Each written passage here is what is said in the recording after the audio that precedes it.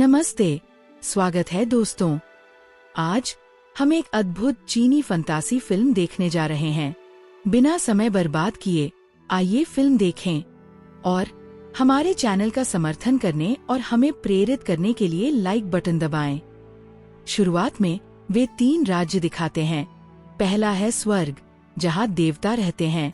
दूसरा विश्व है, जहां सामान्य लोग रहते हैं।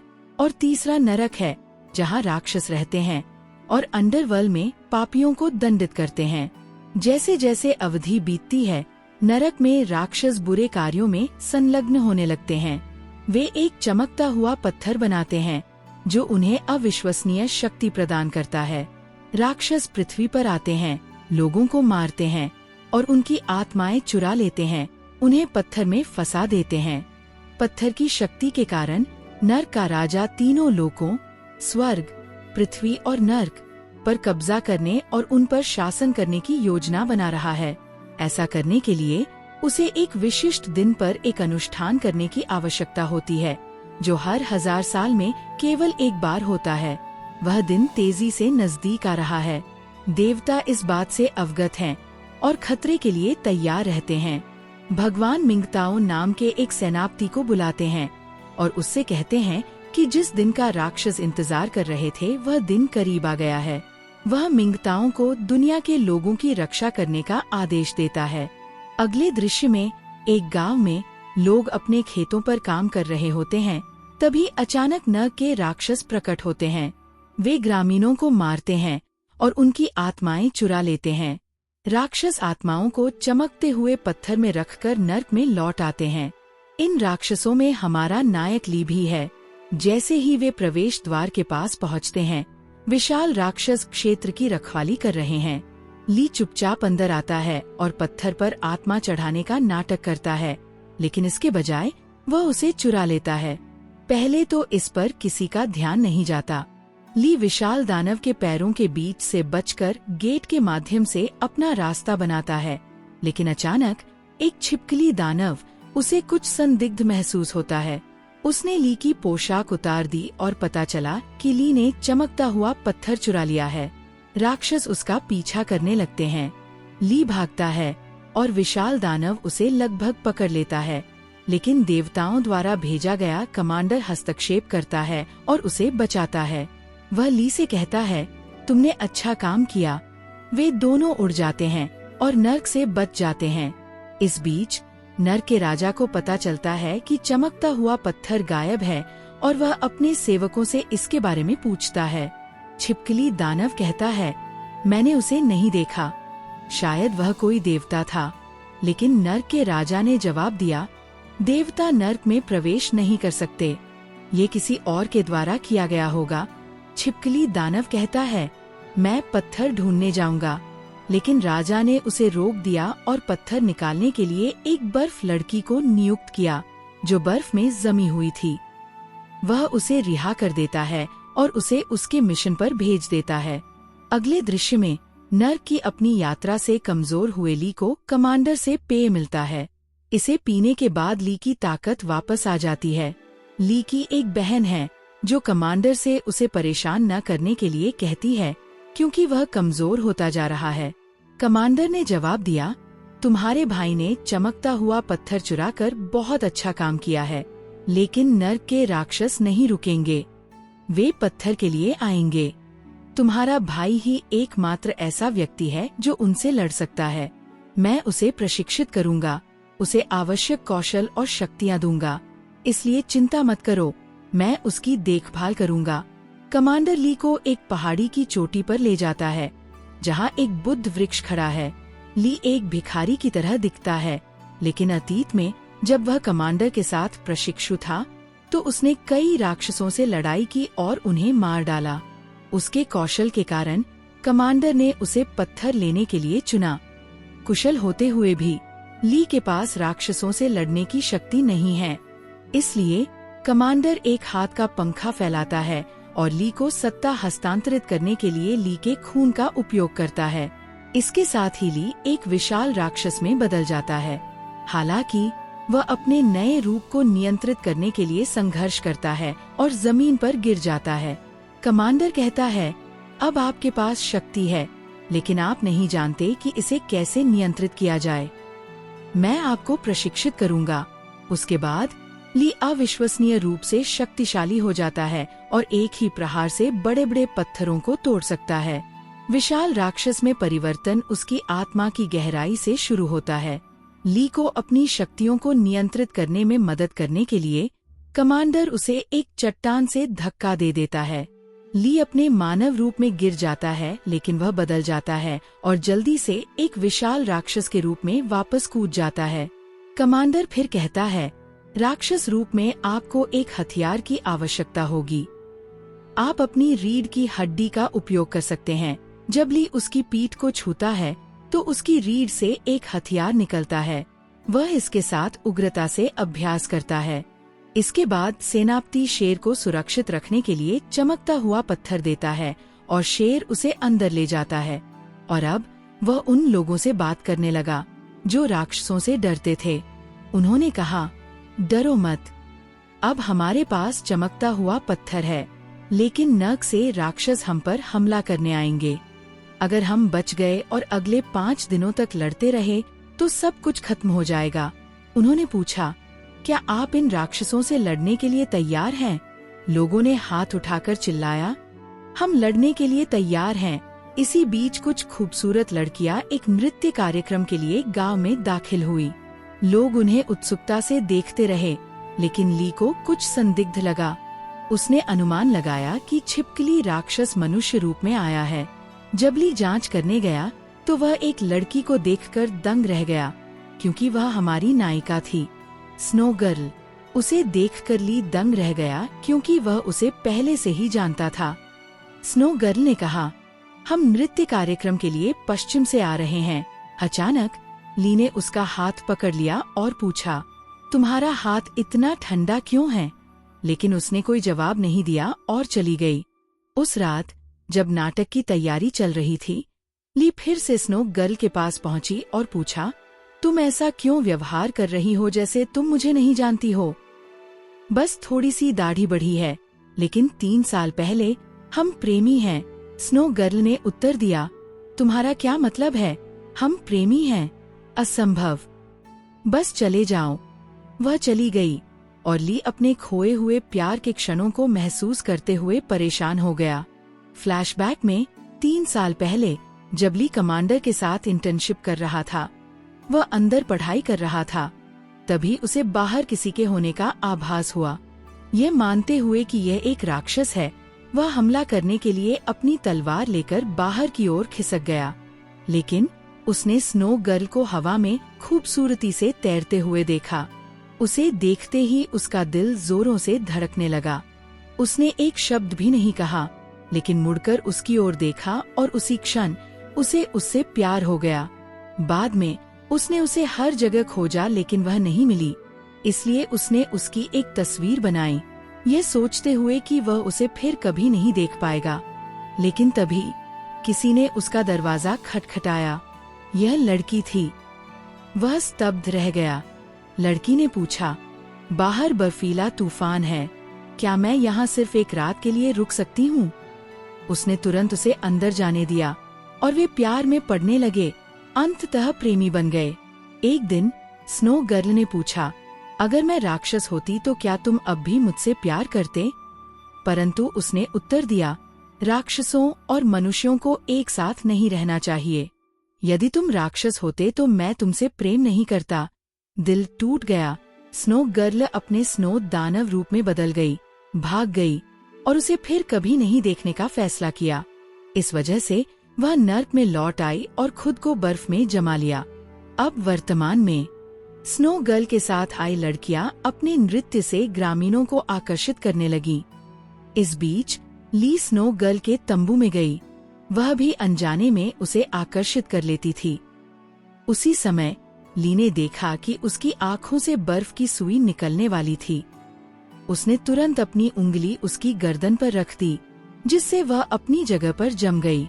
अब उसे पता चल गया कि राक्षस पत्थर लेने आए हैं। वह दौड़कर शेर के मंदिर में गया और उसके बक्से से पत्थर निकाल लिया। इसी बीच एक विशालकाय राक्षस पत्थर लेने के लिए अंदर घुस आया। लेकिन उसकी रक्षा के लिए शेर पहले से ही वहाँ मौजूद था। शेर ने विशाल राक्षस पर उग्रता से हमला किया और आज तक चीन के लोग अपनी पौराणिक कथाओं में इस शेर को भगवान के रूप में पूजते हैं। होश में आने के बाद स्नो गर्ल मंदिर पहुंची। ली अपने राक्षस रूप में परिवर्तित हो गया और वह घटनास्थल पर प्रकट हुआ। यह महसूस करते हुए कि पत्थर विशाल राक्षस के पास था, स्नो गर्ल ने उससे लड़ना शुरू कर दिया। वे अपने राक्षस रूप में एक दूसरे को पहचान नहीं पाए और जमकर लड़ने लगे। उनकी शक्तियाँ समान लग रही थीं। एक समय पर स्नो गर्ल ली को फ्रीज करके मारने ही वाली थी, लेकिन अचानक छिपकली दानव प्रकट हो गया। उसने मान लिया कि पत्थर बक्से में है और उसने उसे ले लिया। दूसरी ओर ली, उसने अपना पूरा राक्षस रूप प्रकट कर दिया। वह आग फैला रहा था। स्नो गर्ल गर्मी बर्दाश्त नहीं कर सकी और भाग निकली।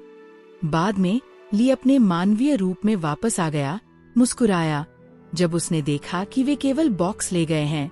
मूर्ख, वह बुदबुदाया। स्नो गर्ल ने छिपकली दानव को बॉक्स को तुरंत नर्क में ले जाने का निर्देश दिया। फिर अपने तंबू में लौट आई और उसी स्थिति में जमे रहने का नाटक किया। ली तंबू में आया और उसने उसे रिहा कर दिया। वह उसे मारने ही वाला था, लेकिन उसके प्यार ने उसे रोक दिया। नर्क में छिपकली राक्षसी ने नर्क के राजा के सामने बक्सा रख दिया। वे यह देखकर हैरान रह गए कि बक्से के अंदर केवल एक सामान्य पत्थर था। निराश होकर राजा उन पर चिल्लाया और चेतावनी दी, यदि तुम्हें पत्थर वापस नहीं मिला तो तुम सभी मर जाओगे। ली ने पत्थर अपने कमांडर को दे दिया, जिसने ली के प्रयासों की सराहना करते हुए कहा, राक्षस पत्थर लेने आए थे, लेकिन ली ने इसे बचा लिया। सेनापति ने नाचने वाली लड़कियों के असली राक्षस रूपों का भी खुलासा किया और वे उन्हें मारने वाले थे। अचानक स्नो गर्ल भीड़ से प्रकट हुई और कमांडर पर हमला करने के लिए अपने राक्षस रूप में बदल गई। लेकिन सेनापति इतना शक्तिशाली था कि उसने उसे आसानी से हरा दिया। वह ली की ओर मुड़ा और बोला, उसे मार डालो। ली ने अपनी तलवार ले ली, लेकिन एक बार फिर उसके प्यार ने उसे रोक दिया और उसने रोते हुए अनुरोध किया, मैं उसे नहीं मार सकता, बस उसे छोड़ दो। कमांडर ने सुनने को तैयार नहीं होते हुए उसे मारने के लिए चाकू फेंक दिया। ली ने हस्तक्षेप किया और चाकू उस पर लग गया। इस बीच नर्क का राजा अपनी पूरी सेना के साथ घटनास्थल पर पहुंचा, जो विशाल और शक्तिशाली लग रही थी। युद्ध शुरू हुआ। राक्षस परिसर की दीवारों को कूदकर मंदिर में प्रवेश कर गए। शेर, जो मंदिर की रक्षा कर रहा था, नर्क के राजा से लड़ा, लेकिन राजा इतना शक्तिशाली था कि उसने शेर को हराकर एक ओर फेंक दिया। यह देखकर सेनापति ने राजा को युद्ध में लगा दिया। हालांकि उसकी शक्तियां दानव राजा को रोकने के लिए पर्याप्त नहीं थी, इसलिए उसने ली के घाव में चाकू घुमा दिया। इससे ली अपने राक्षस रूप में परिवर्तित हो गया और कमांडर ने ली को और अधिक शक्ति दे दी। उन्होंने फिर से लड़ाई शुरू कर दी। लड़ाई के दौरान ली दानव राजा के सांप के सिरों में से एक को काटने में कामयाब रहे। ली फिर पानी में कूद गया और दानव राजा ने उसका पीछा किया। वे पानी के भीतर लड़े, लेकिन दानव राजा वास्तव में शक्तिशाली था। उसने ली पर हमला कर उसे बेहोश कर दिया। उसने ली को पकड़ लिया और सतह पर तैरने ही वाला था। इस बीच ली जाग गया और उसने अपनी पूरी ताकत लगाकर दानव राजा को किनारे पर फेंक दिया। जब दानव राजा उठा तो उसने देखा कि उसका एक हाथ गायब था। ली ने उसे काट दिया था।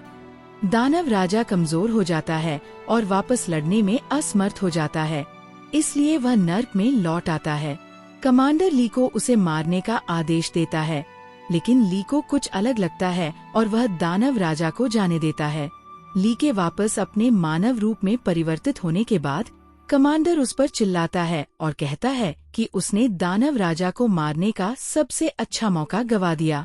वह ली को चेतावनी देता है, उसे दोबारा वही गलती न करने के लिए कहता है और गायब होने से पहले उसे स्नो दानव को मारने का आदेश देता है। बाद में ली अपनी तलवार के साथ भूमिगत जेल में पहुंचता है। स्नो गर्ल के हाथ और पैर लोहे की जंजीरों से जकड़े हुए हैं और उसे प्रताड़ित किया जा रहा है। हमें उम्मीद थी कि ली उसे मार डालेगा, लेकिन इसके बजाय उसने उसे छोड़ दिया और सुरक्षित स्थान पर ले गया। इस बीच कमांडर एक चमकता हुआ पत्थर खोलता है और जैसे ही वह खोलता है, ली को एक अजीब दर्द महसूस होता है। सांस लेने में कठिनाई होती है। वह एक ज़ोंबी की तरह बन जाता है और स्नो गर्ल पर हमला करता है। लेकिन अचानक एक छिपकली राक्षसी उस पर अपनी पूंछ से हमला करती है और उसे दूर फेंक देती है।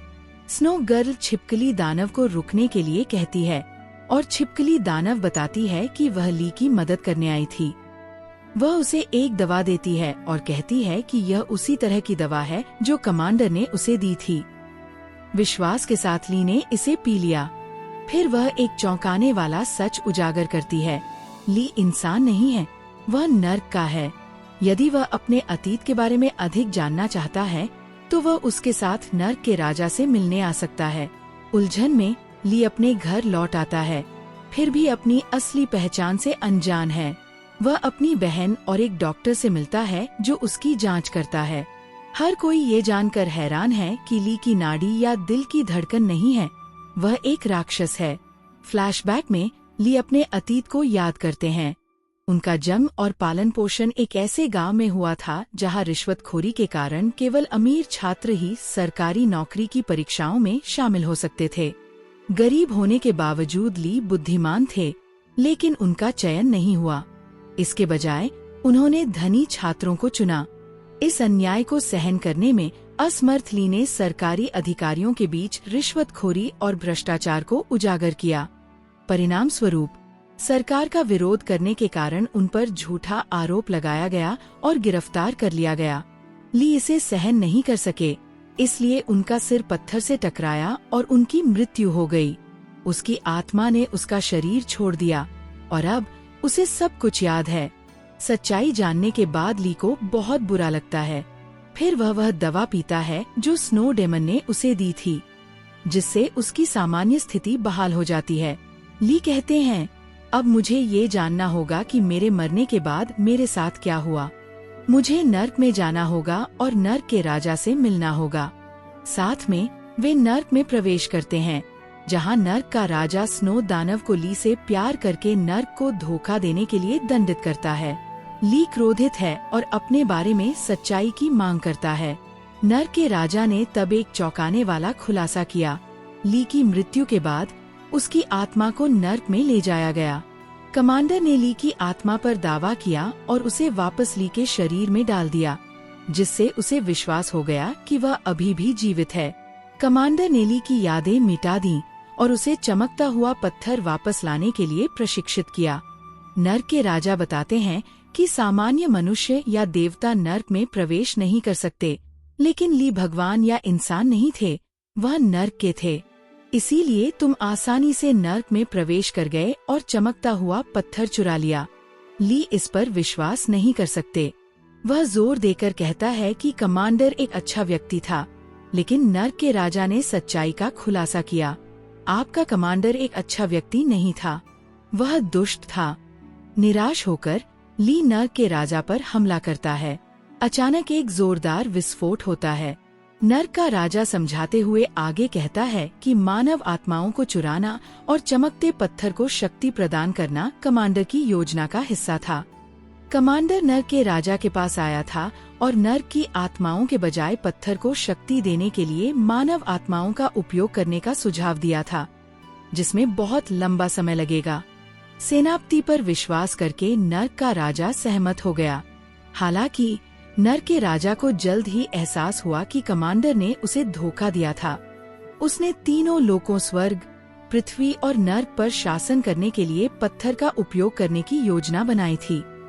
कमांडर ने ली का उपयोग यह सुनिश्चित करने के लिए किया कि देवताओं को उस पर संदेह न हो। नर्क के राजा ने ली को चेतावनी दी कि कल अनुष्ठान का दिन है। यदि ली ने कमांडर को नहीं रोका तो उसकी प्रेमिका स्नो गर्ल मर जाएगी। मदद करने के लिए नर्क का राजा ली को पूरी शक्तियाँ देता है। अब सच्चाई जानकर ली कमांडर को बेनकाब करने के लिए अपने गांव लौट आता है। वह सभी को कमांडर के विश्वासघात के बारे में बताता है। कैसे उसने तीनों लोगों का देवता बनने के लिए आत्माओं को चुराया, लेकिन गांव वाले उस पर विश्वास करने से इनकार कर देते हैं। सेनापति हमारे भगवान हैं, वे चिल्लाते हैं। अचानक सेनापति प्रकट होता है और ग्रामीण उसके सामने झुक जाते हैं, लेकिन ली झुकते नहीं। वह कमांडर पर चिल्लाता है। उसे वह व्यक्ति कहता है जिसने उनकी आत्माएं चुरा ली हैं। ग्रामीण ली की उपेक्षा करते हैं, इसलिए वह कमांडर पर हमला करने की कोशिश करता है। कमांडर गायब हो जाता है और ली पर हमला करता है। ग्रामीण ली पर हमला करते हैं और उस पर हमला करते हैं। हताशा में ली अपने राक्षस रूप में बदल जाता है और चिल्लाता है, उस पर विश्वास मत करो।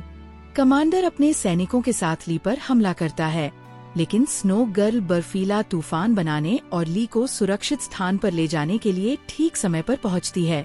हालांकि ली का गुस्सा लगातार बढ़ता जा रहा है। उसका क्रोध इतना तीव्र हो जाता है कि समुद्र भी चकनाचूर हो जाता है। स्नो गर्ल उसे शांत करने की कोशिश करती है, लेकिन वह समुद्र पार कर भाग जाता है। स्नो गर्ल उसे रोकने के लिए पानी को ठंडा करके उसका पीछा करती है, लेकिन ली नहीं रुकता। तभी उसके आंसू की एक बूंद ली की आँख में गिरती है। तुरंत ली शांत हो गई और वह उसकी गोद में सो गया। जब ली जागता है तो स्नो गर्ल चली जाती है। वह जानता है कि वह कमांडर का सामना करेगी। इस बीच कमांडर अधिक शक्तिशाली बनने और तीनों लोगों पर कब्जा करने के लिए एक अनुष्ठान करने के लिए अपने द्वारा एकत्र की गई आत्माओं का उपयोग करता है। स्नो गर्ल आती है और अनुष्ठान को रोकने के लिए अपनी शक्तियों का उपयोग करती है, लेकिन कमांडर जवाबी कार्रवाई करता है। वे जमकर लड़ते हैं और एक बिंदु पर स्नो गर्ल चमकते पत्थर को आकाश में फेंक देती है। जैसे ही वह उसे पकड़ने की कोशिश करती है, कमांडर उसे एक जादुई त्रिकोण ढाल में फंसा देता है। वह मुक्त होने के लिए संघर्ष करती है, लेकिन कमांडर एक और जादू करता है, जिससे वह ढाल के अंदर जमा हो जाती है। वह गांव पहुंचता है, लेकिन गांव वाले उसे रोकने की कोशिश करते हैं। अपने राक्षस रूप में वह सैनिकों पर हमला करता है और गांव में प्रवेश करता है। जब उसने अपनी प्रेमिका को फंसा हुआ देखा तो उसका गुस्सा उबल पड़ा। तुम्हारी मेरी प्रेमिका को कैद करने की हिम्मत कैसे हुई? वह चिल्लाता है। ली फिर से अपने राक्षस रूप में बदल जाता है और कपड़े धोने की तरह कमांडर को बेरहमी से पीटता है। कमांडर ली के क्रोध को संभालने में असमर्थ एक जादुई त्रिकोण के साथ खुद को बचाने के लिए जादू करता है। ली इसे तोड़ने की कोशिश करता है और कमांडर का मानना है कि वह इसे नहीं तोड़ सकता, लेकिन दिल में अपनी प्रेमिका की याद लेकर ली अपनी पूरी ताकत से उस ढाल को तोड़ देता है।